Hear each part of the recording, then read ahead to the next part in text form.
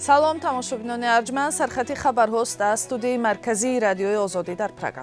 Нахустин киштӣ бо гандуми содиротии Украина соҳилҳои Одессаро тарк кард.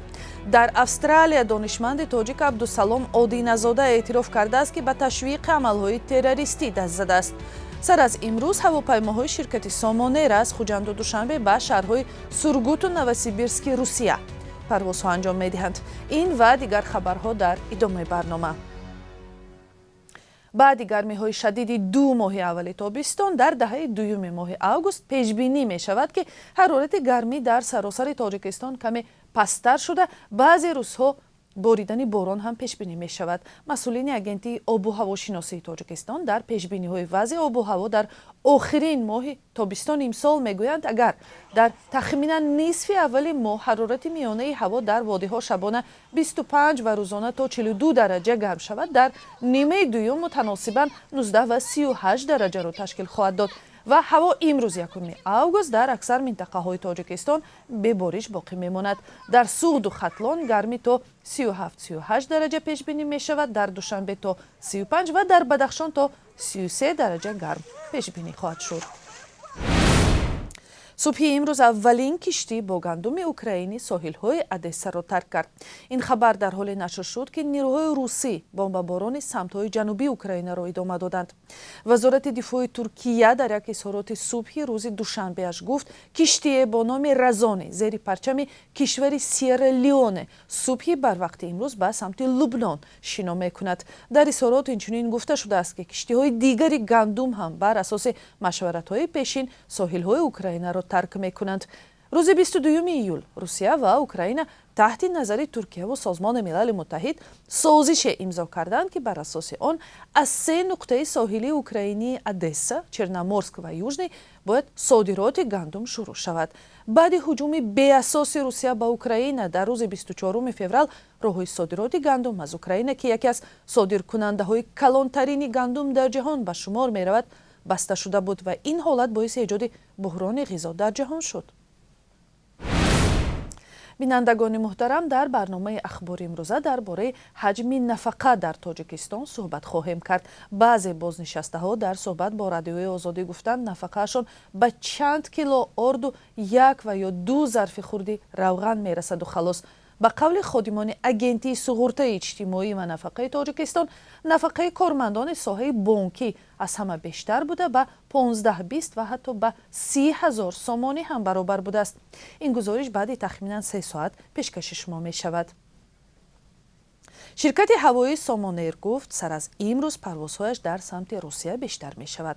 аз ҷумла дар самти Хуҷанд, Москав Хуҷанд аз 1 август сар карда ҳафтаи 2 бор парвозҳо сурат мегирад.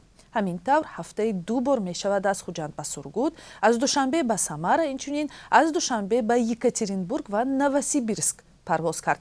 ширкати ҳавоӣ инчунин гуфтааст, ки аз 3 август ба ин сӯ ҳафтаи 1 бор мешавад аз Хуҷанд ба Новосибирск ва аз Душанбе ба Қазон рафту баргашт. собиқ муҳаққиқи донишгоҳи Австралияи ғарбӣ ва шаҳрванди Тоҷикистон Абдусалом Одиназода эътироф кардааст, ки ба ташвиқи ҳамлаҳои экстремистӣ машғул буд. дар сурати исбот шудани ин айбнома ӯ имкон дорад ба муддати то 6 сол аз озодӣ маҳрум шавад. ин донишманди 54-сола дар соҳаи биохимия кор мекард ва бо иттиҳоми марбут ба экстремизму терроризм боздошт шуд. вебсайти хабари West Australian рӯзи 1 август, яъне имрӯз навишт, муҳаққиқи тоҷикистонӣ ва яке аз хатарноктарин шахсиятҳо дар аёлат эътироф кардааст, ки барои анҷоми ҳамлаҳои тундгароёна даъватҳо кардааст.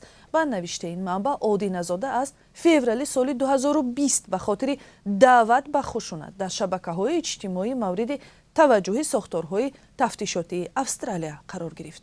мақомот гуфтанд, ки дар муҳтавои суҳбатҳои ӯ даъват ба хушунати дорои ангезаҳои сиёсӣ дар Тоҷикистон мушоҳида шудааст. дар мурофиаи имрӯза, ки дар додгоҳи ноҳиявии Австралияи ғарбӣ барпо шуд, Абдусалом Одиназода эътироф кардааст, ки ба анҷоми амалҳои террористӣ даъват мекард. мавқеи ҳукумати Тоҷикистон ба ҷараёни кунунии қазияи Одиназода рӯшан нест, вале 4 сол пеш мақомоти тоҷик низ Абдусалом Одиназодаро ба даъвати оммавӣ барои сарнагун кардани ҳукумат ва даъват ба ифротгароӣ тавассути интернет متهم کرده بودند. اما در چند موردی که اودینزاده از رهبران حزب حالا در کشور ممنوع نهضت اسلامی تنقید کرد، صحیفه های نزدیک به حکومت تاجیکستان نوارهای او را بازنشر و از خود او ستایش نمودند. مقامات پلیس حکومت طالبان افغانستان میگویند در پی تیرپرانی در مرز افغانستان و ایران در طرف افغانی مرز کمش 1 نفر کشته و 1 کس دیگر مجروح شد. بهرام حقمال، سخنگوی پلیس ولایت نیمروز افغانستان، به خبرگزاری رویترز گفته است که حادثه روز 31 ایول رخ داد.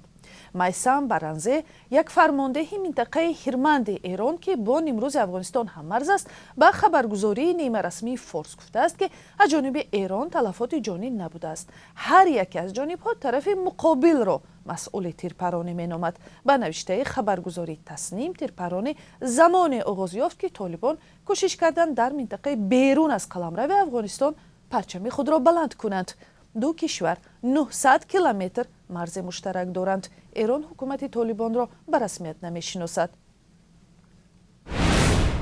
و در پایان برنامه از قرب اسعار خارجی در برابر سامانه میگوییم امروز 1 اوگوست بانک ملی تاجیکستان 1000 روبل روسی را 164 سامانی معین کرده است. 1 دلار آمریکایی به 10 سامانی و 26 درم و 1 یورو به 10 سامانی و 45 درم برابر شده است. این قرب رسمی است که بانک ملی اعلان کرده است و در بانک‌های تجارتی امکان دارد که کمی قرب اسعار فرق کند.